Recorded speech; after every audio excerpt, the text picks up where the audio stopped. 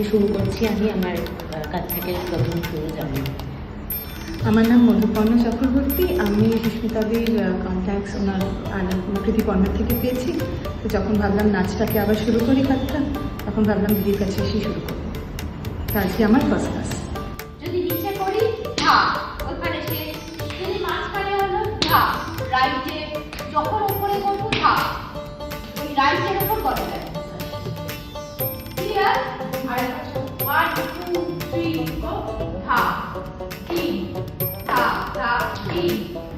ভালো লেগেছে আজকে ক্লাস করে, ভীষণ খুশি। অনেকদিন পর আবার সেই আগের মতো মানে অনেক টাটকা আর অনেকক্ষণ প্র্যাকটিস করছি, খুব ভালো লেগেছে। একটু হাঁপিয়ে উঠেছি কিন্তু খুব ভালো লেগেছে, খুব এনজয় করেছি।